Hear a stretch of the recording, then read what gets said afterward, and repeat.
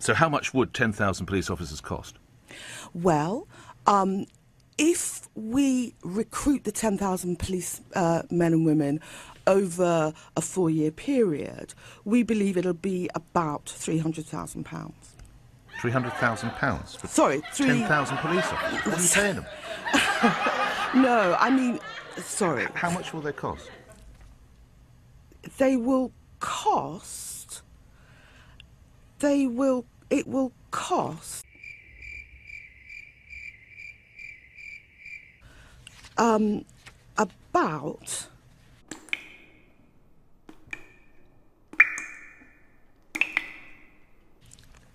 about £80 million.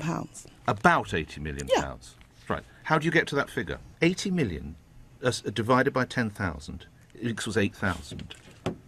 So, what are these police officers going to be paid? We will be paying them the average... Has this been thought through? Of course it's been thought through.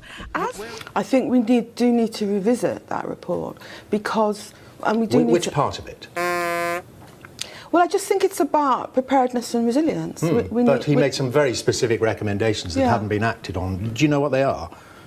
Well, I know, I mean, he was talking about preparedness and resilience, and I do think that we need to act not necessarily on every specific recommendation. But you remember the report came out only in October 2016. The mayor, the newly elected mayor, commissioned it. It came out in October 2016, and Lord Toby Harris had some bullet points. You know, that's what I've read through. I mean, what did you make of those? The specifics.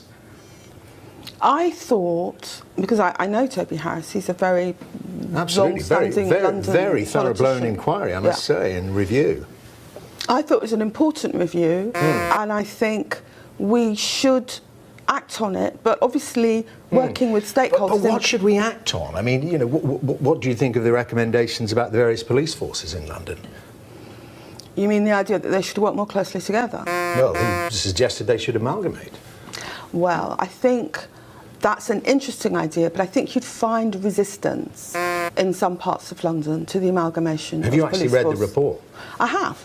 Okay, what about when you talk about, what about the physical resilience? Again, I'm referring to this because it seemed prescient.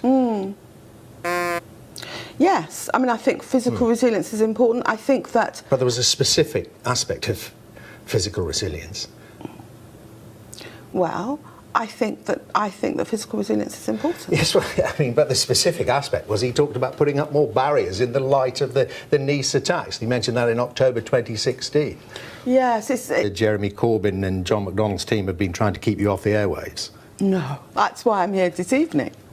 Well, you said that you book your own appearances, that you don't run them through the leader's office.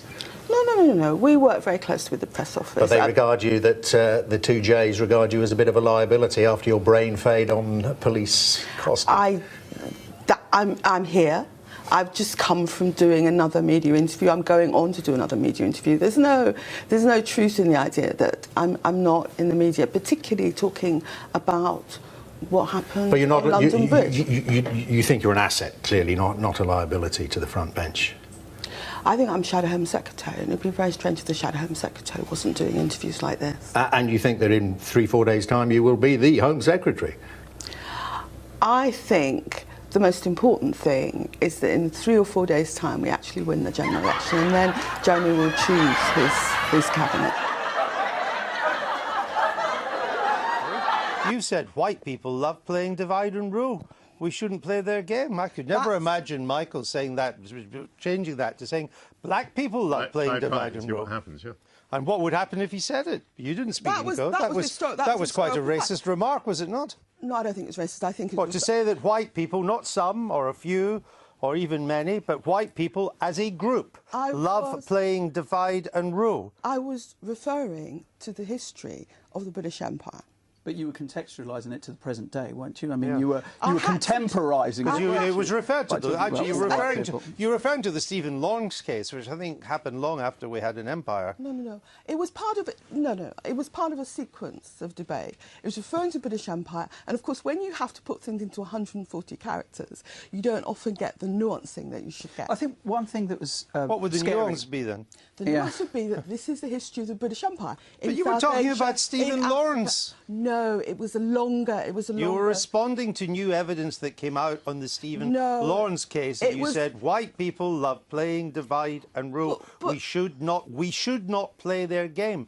Present tense. Not Empire, India, the Raj. 140 characters, and that's what I was referring to. Anyone who knows history of British Empire knows that is exactly how an empire was built. It's a large figure that Labour has put on that extra 2,000. How much is that, and where would that money come from? Well, what we've said is we would find the money to recruit the 10,000 police people by cutting the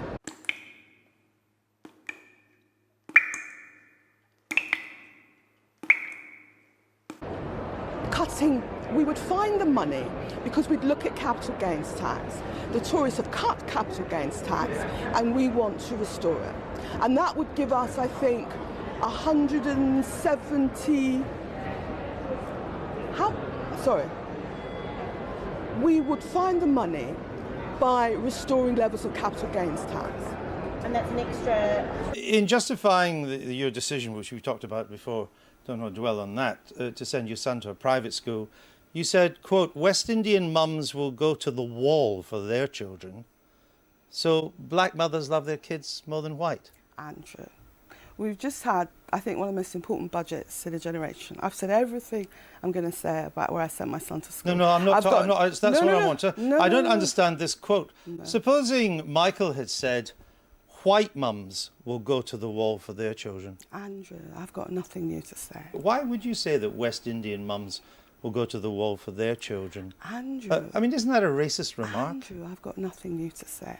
Let's talk about the most important budget in No, the I'm lifetime. talking about what you've said. If West Indian mums are as wonderful as you say, why are there so many dysfunctional West Indian families in this country, and so many West Indian young men end up in a life of crime and gangs? I actually run an awards programme and have done for many years for London's top achieving black children. And actually, Andrew, there's lots of black boys out there working hard and doing extremely well. Clearly not enough of them for you to send your kid to the local school. This is going around. I mean, you didn't want them to go to a school full of kids that had been brought up by West Indian mums. No, actually, under a Labour government, because this all happened 9 years ago, now, it's in that time, Labour's built 5 new secondary schools in Hackney, and I wouldn't have to make the same decision. Would you like to make it clear that, in the round, in general, West Indian mums are no better or no worse than white mums and Anglo-Asian mums and so on? Andrew, I've got nothing more to say. You don't want to make that clear? Andrew, I've got nothing more to say. So you still think West Indian mums I've got are the best? nothing more to say. Okay.